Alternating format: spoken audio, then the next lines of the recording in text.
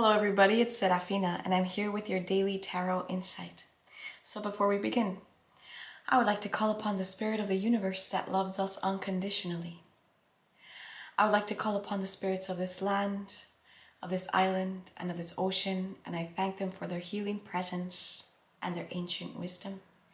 And I would like to call upon my guides, my ancestors, my team of light, my higher self, and I thank them for their presence and guidance with this collective reading. What guidance is there for the collective today? What guidance is there for the collective today? We have two cards flipping over. We have the card of the Four of Wands. And we have the card of the Hanged Man.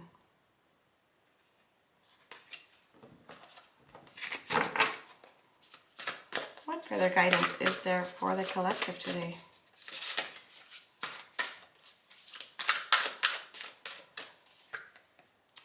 We have the card of the Tower.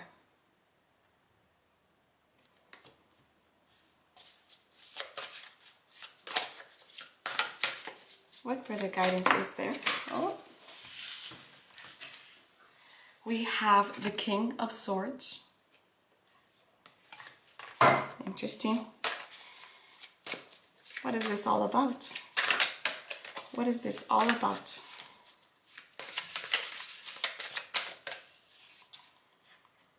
The Ten of Swords. Okay. So let's continue with the angel therapy. What further guidance is there for the collective today?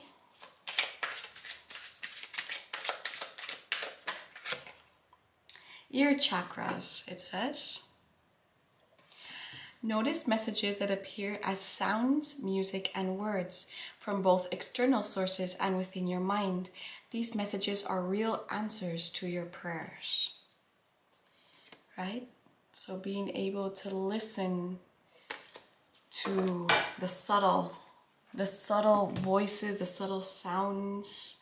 It's interesting how we associate sounds with so many things, and they are really like little portals that kind of like fire connectivities within our minds. What further guidance is there for the collective today?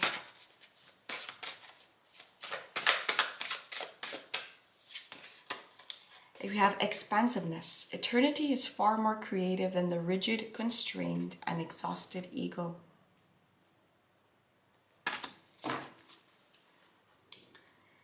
Okay, and I feel like choosing Keepers of the Light. Which Keeper of the Light has a message for the collective today?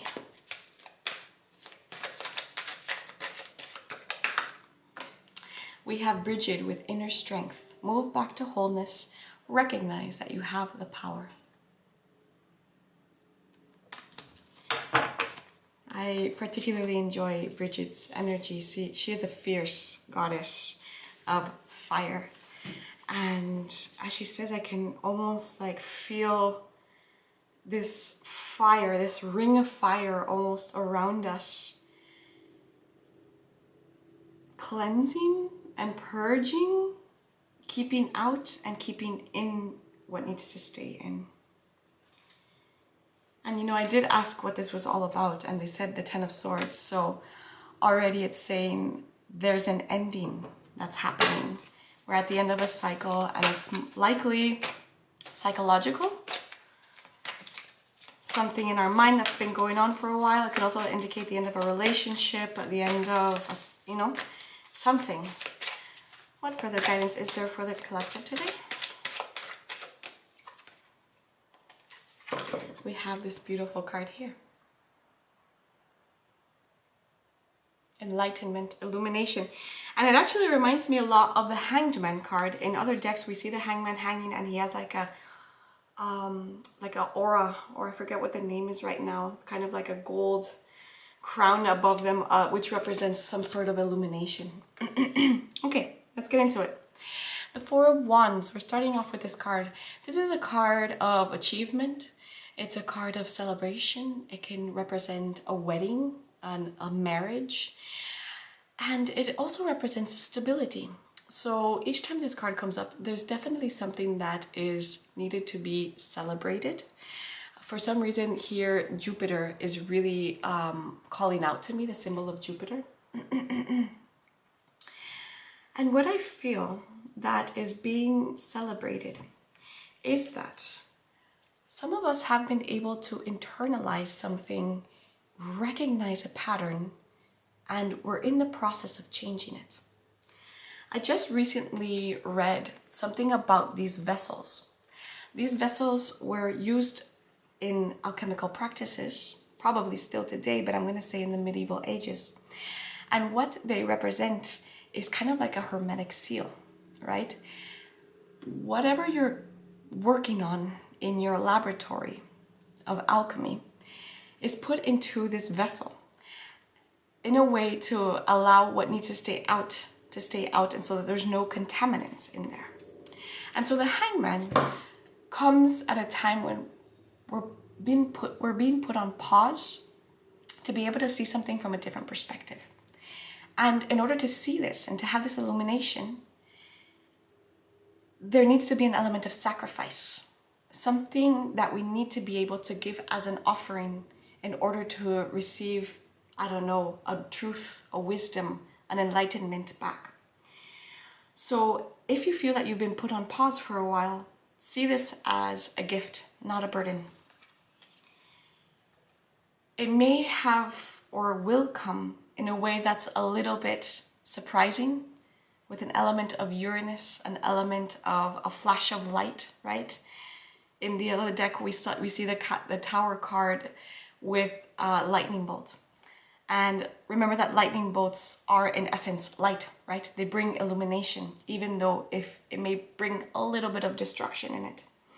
And I can't help but notice that in this vessel, we have somebody who is surrounded by this aura of light as well.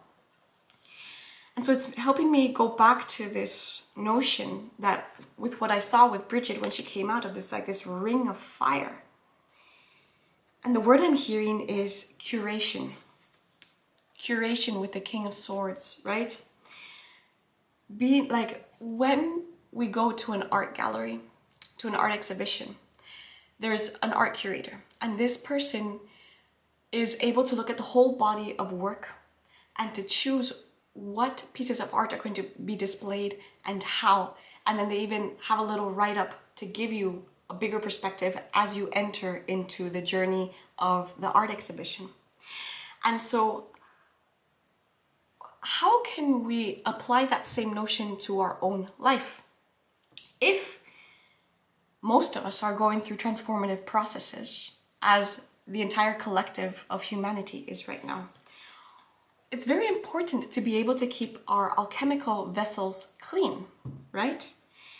Because if we have so many doors open towards everything, and we have this complete sense of expansiveness, but with no boundaries, then sometimes we don't even know what contaminants are ours and what contaminants are from other people. And I feel that being able to assess and to curate what is actually needed in our own alchemical process is what is coming to an end. Like we're being able to suss out what doesn't fit in our space anymore. You know, when we are in constant change at subtle or even at visual levels, it's interesting to see how our frequency goes upgrading or downgrading or just changing, fluctuating, and how we go resonating with different people, different ideas, different knowledges that come towards us. And so with that, I want to go back to the ear chakras, right? What is it that we are allowing to ourselves to hear? Obviously, there's always a little bit of selective memory, selective hearing that happens. So are we actually perceiving and allowing ourselves to hear the information that's coming from within and without? So what I feel the message for today is there's a sense of stability and graduation is what I'm hearing, a graduation that is happening. And it has a lot to do with, I see feet on the floor right now. So like a sense of grounding, like a sense of knowing our place on this world, even though we are not from it. Because we have been asked to perceive things from a different perspective.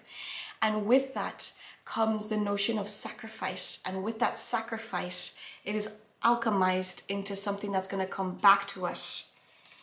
And it may cause a little bit of destruction or disruption within us. But ultimately, it's a protective barrier. It's a protective barrier within this alchemical vessel within us. And the King of Swords, which I've mentioned before, is a lot about emotional equanimity. It's about being detached to the level where we're not fazed by everything that happens around us. And I'm going to say this word again, boundaries. It's kind of like allowing ourselves to clean our house, and then from that clean state, knowing what type of people we're going to let into our houses, right? Are we going to ask them to take off their shoes? Are we going to ask them to leave when they have disrespected us? If we're just not having a good conversation, maybe I'm going to ask them to leave as well. And so I feel like the King of Swords is very, very good with that. That's the medicine of the King of Swords. Another aspect of the King of Swords is sometimes detaching to the point where we are apathetic. And so it's being able to find that fine line between how much are we going to allow ourselves to engage, right? And so it says, eternity is far more creative than the rigid, constrained, and exhausted ego. So this word exhausted ego is really calling out to me right now. When we feel exhausted, it's maybe because we are overexerting ourselves. Maybe we are allowing things into our vessel that are not called for. So allowing ourselves to find more creative ways in protecting this barrier and allowing the fire to transmute and create that creative boundary. And it says move back into wholeness. So kind of like honing in the energy, no matter what tower moments can come, there is still a protective splendor around us, right? And it's beautiful because this tarot deck is called the Splendor Solaris, and it's all about alchemy, right? So with that, I feel that there's a need again for reflection, and I know it's been a common theme in these last 3 readings, and that's okay. I allow the repeated messages to come in again and again if that is what we need to hear. Taking time out by water or with the stones to ground us to be able to perceive something. So I think that there's an element of recognizing our wholeness and not approaching our practices or our relationships from a place of the exhausted ego, perhaps. Right? We all have one. It functions and it serves us well sometimes, but other times it can become exhausting. Okay, so to finish, I would like to pick a card from the deck of archetypes. What archetype is speaking to the collective today? What archetype is speaking to the collective today? We have Anima Mundi. This is a beautiful one because I actually know it's the last card of the deck. The soul of the world, all that is. Anima Mundi epitomizes the principle, accept all, reject none. Simply put, it is the living soul of the world in all its multifaceted, multidimensional layers bonded together by loving cosmic forces. Diversity is celebrated, multiplicity is honored, and nothing is denied embrace. Constructs of separation dissipate into the wonderful mess of shared consciousness. Anima Mundi is a link between the literal and the imaginal, the rational and the mythic. It is the connective fiber that makes life meaningful. How beautiful. It is a connective fiber that makes life meaningful. This card indicates an initiation on the level of the soul. You will awaken the unique light within and witness how this light contributes to the radiance of the entire universe. You will sense yourself as a critical note in the cosmic orchestra. Destiny is altered as you hear the enchanted melody of all living things. How beautiful, right? It's speaking of each one of us being a critical note in the cosmic orchestra. Destiny is altered as you hear the enchanted melody of all living things. So when in light, it is tending to the sacred details of life. And when it's dark, it's overwhelmed by the bigness of existence, right? So that's a good way to be able to assess, am I feeling overwhelmed by the bigness of existence right now?